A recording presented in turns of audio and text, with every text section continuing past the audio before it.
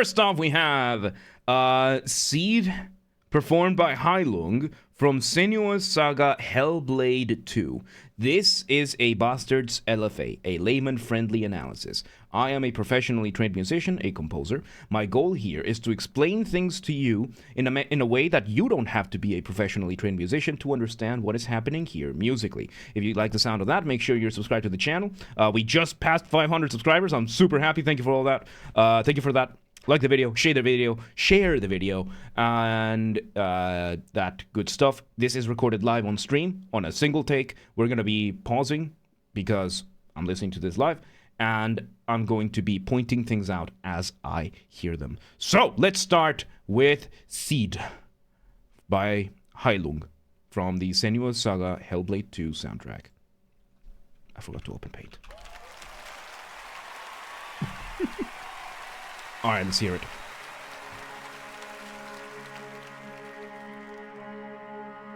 Okay, so we start with what is called a drone.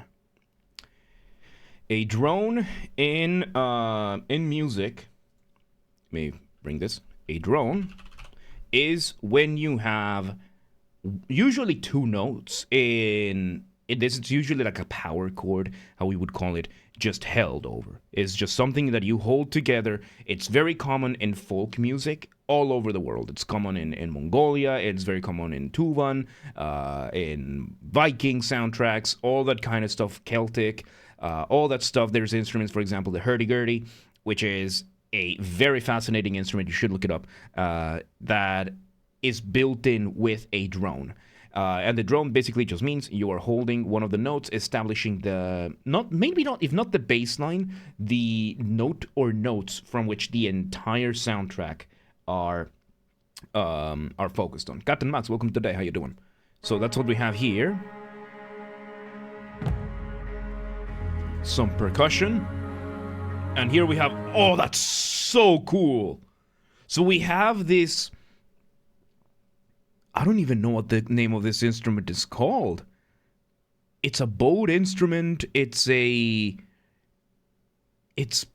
out flat. I had never seen this. It's shaped like a Viking ship. It's stuff like that. We might go back to Alan Wake 2 today. I think so, yeah. Let's hear it. So yes, we have in this beginning, we have the start here. We are setting up an intro. We have that drone still setting a very steady, very steady harmony for everything. We are very minimalist. I know that Heilung is fairly minimalist in their approach to music. And most importantly, we had our initial motif. The motif being, of course, the smallest version of your musical idea, that initial melody. Very common to do in introductions for this kind of thing. Of course, this is going to be Viking themed, like very Nordic themed. So we're going to hear a lot of gutturals, we're going to hear a lot of throat singing, and we're going to hear a lot of non-Western harmony. So that is the thing that gives the whole set of exotic sounds. The fact that these songs usually use non-Western harmony. Harmony, of course, being the overall term for what chords you're using, what notes you're using, what scales you're using, that kind of thing. Usually, in Western music, we have 12 notes in total. We have 12 semitones. We call that the chromatic scale. Chromatic, of course, because it's the concept of it being all-encompassing, because the chroma encompasses kind of all color, kind of the same with the scales. Chromatic scale uses every single note that exists in the Western world, which is 12 notes. That one breaks out into a lot more stuff, but basically it's why whenever you see a keyboard layout for a music instrument, that's why there are white and black keys for those notes in between. So that is the chromatic scale, and from the chromatic scale, you will pick usually 7 notes. There are several formulas for these, and these different things will create different scales. In Western cultures, the most common scales we use are... are major and minor scales. And within the minor scale, we usually use natural or harmonic minor scales. Those are the 3 most common scales in all of the Western world. I would say a solid 90% of music that you hear is written in one of these 3 scales. So we have the major scale, the natural minor scale, or the harmonic minor scale. Those are the 3 scales from which the overwhelming majority of music is written in the Western world. And why do I bring this up? Because usually this kind of folk music uses some of the other scales, because on top of there being major, minor scales, there are a lot of scales called modes. There are different types. There's a lot of different scales that we're using. And usually if you want to give your music a sense of more exoticness, you just have to deviate from the major and minor scales. You just have to do that. And they are very, very small adjustments that you can do, and it's very effective. So usually this kind of music, something that like the stuff that Heilung does, a lot of it is going to be in the natural minor or in the Mixolydian scale. Those 2 are very, very common for their stuff. And it's mainly the way the melodies are done and the fact that the chord progressions don't happen the same way as they do in most other Western music. Again, these are somewhat complex concepts, but it's what it is. So let's hear it. We had just heard the intro play out. Let's hear the start of the actual singing.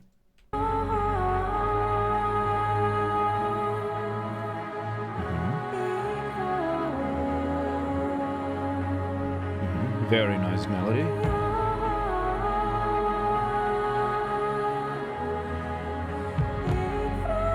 So what we're having right now on top of this, we have this very, very beautiful melody which is giving us that motif, na na na na na, and we are having background singers and that bowed instrument. I don't even know what it's called. The bowed instrument that we saw at the start doing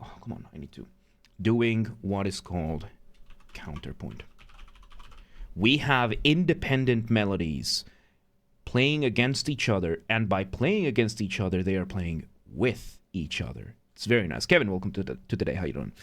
And it's somewhat tricky to do unless you are in a more folk or a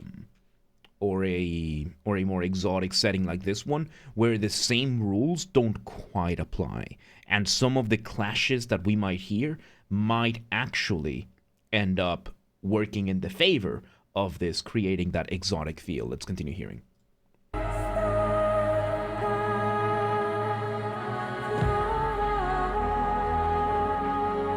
And of course, there's the whole visual aspect that these guys have. It's insane.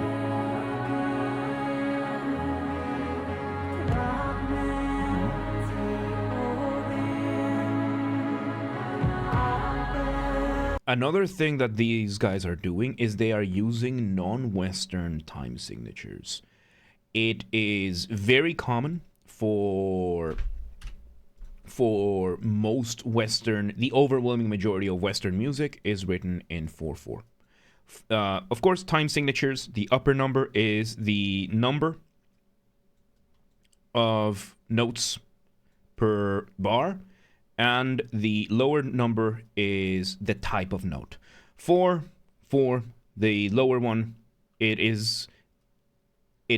represents the type of note. So we have whole notes, which are represented by the number 1, half notes by the number 2, quarter notes 4, eighth notes 8, so on and so forth. It's so easy to explain in English. In Spanish, it's a little bit more complex than that, but basically, this means there's 4 quarter notes in a measure, in a bar. And measure is just the smallest subdivision of time that you have in or your basic subdivision that you will have in your music.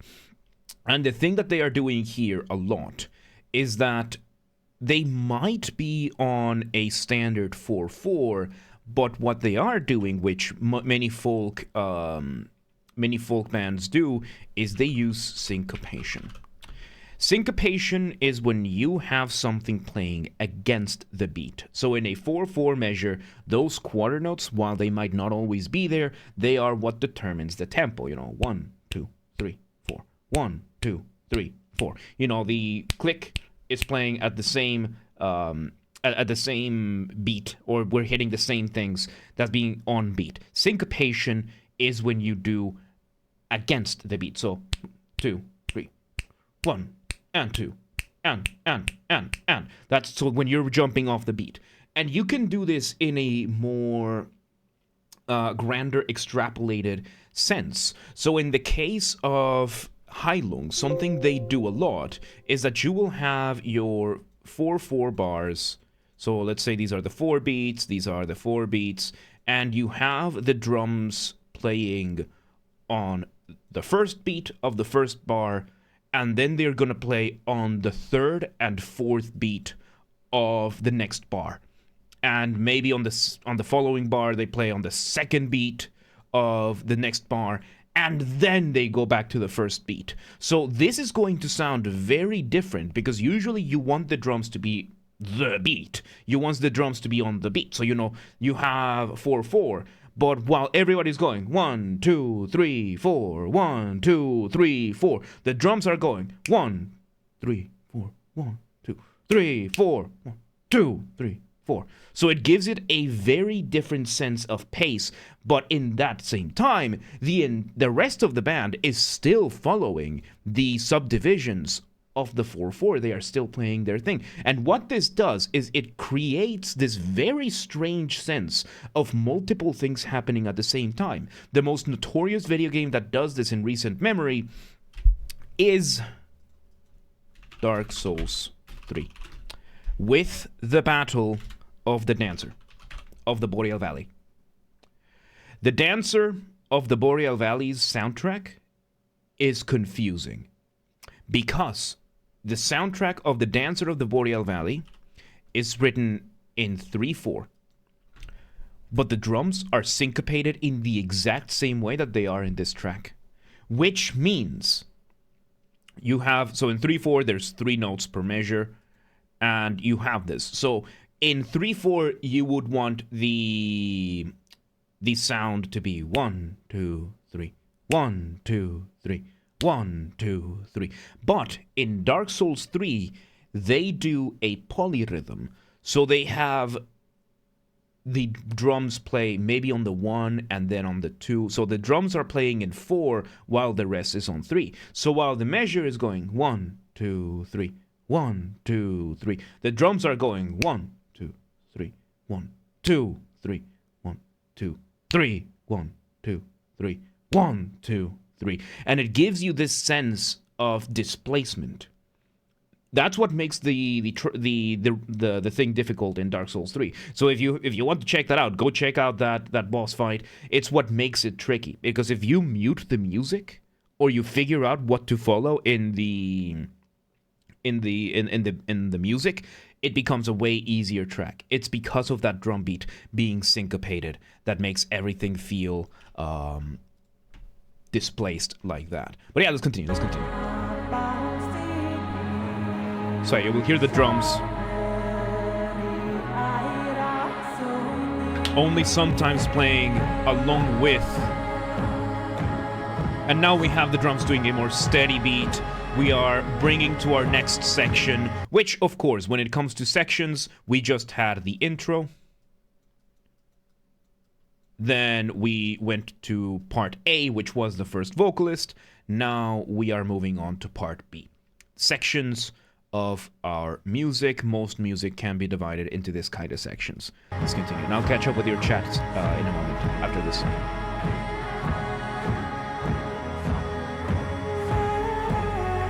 So now we are having one of the background singers taking on that melody that the first vocalist was doing, and we have the other background singers doing other counterpoint, and the lead singer is now singing another melody. And what the lead singer is doing is, let me continue.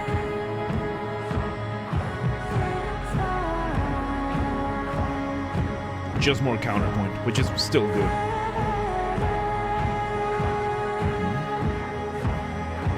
I love how much passion this guy is playing with. Aim to love your instruments as much as these guys are.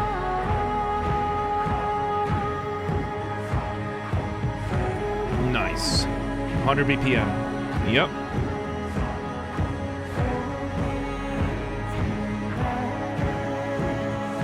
So yeah, now we have a more defined rhythm.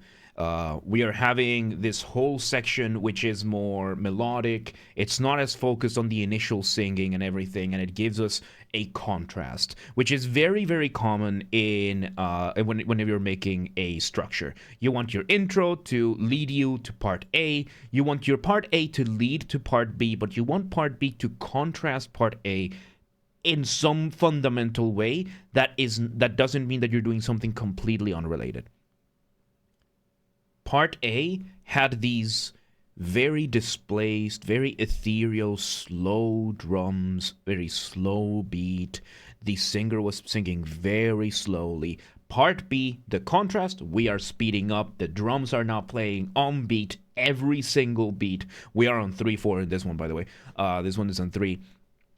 Unless they switch it over to another one. But part A was more ethereal, was more mystical than everything. Part B is a lot more down to earth, which plays really well with the whole theme of Senua's Sacrifice and Senua's Saga, which I still haven't finished, but then again, which games have I finished?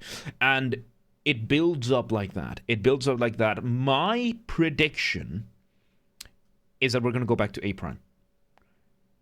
Let's see if I'm right. A prime, like the prime being when you set a variation. Let's see if I'm right.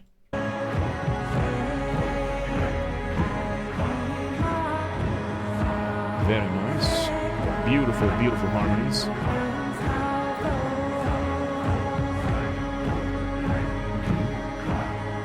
Very natural minor, very, very good use. And everything else. Okay, so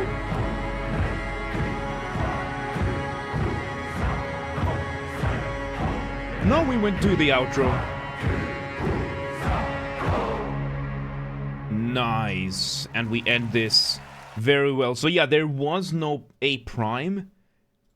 It was intro, A, B, outro. Very, very simple, short and sweet. But again, this is what a lot of folk music has. It tends to be very straightforward. It's more about the music itself rather than, thinking through the structure or anything like that. Beautiful piece. Very, very beautiful piece. This was very nice. I really liked the use of the drums in the first part. Drums in the second part were a lot of fun too, but in the first part, giving you that sense of displacement and everything, really, really cool. And yeah, the rest is gonna be clapping, so we're not gonna analyze that, okay? So there you have it. Very cool track. That was Seidh by Heilung from the Senua Saga Hellblade 2 soundtrack. Really good stuff. Once again, everybody, this has been a Basterd's LFA, a layman-friendly analysis. I am a professionally trained musician, and I aim to explain things in a way that you don't have to be a professionally trained musician to understand what has been happening here. If you're watching this on the YouTube channel when we post the VOD and you want and you like this, make sure that you're subscribed to the channel, you join the Discord, that you give this a like and share the video, all that good stuff. We just passed 500 subscribers at the time of this recording, so thank you so much for that. And if you want to request a song and you're watching this on the non-live stream, just drop a comment down below, let me know. Game soundtracks only, original soundtracks only, and we will then see if we can record it on the next stream. Schedule for the streams are, of course, on the Twitch channel and on the Discord for your local time zones. So there you go. There you go. Very, very good stuff. That was Seidh from Heilung, by Heilung from Senua's Saga Hellblade 2. Really good stuff. Really good stuff. But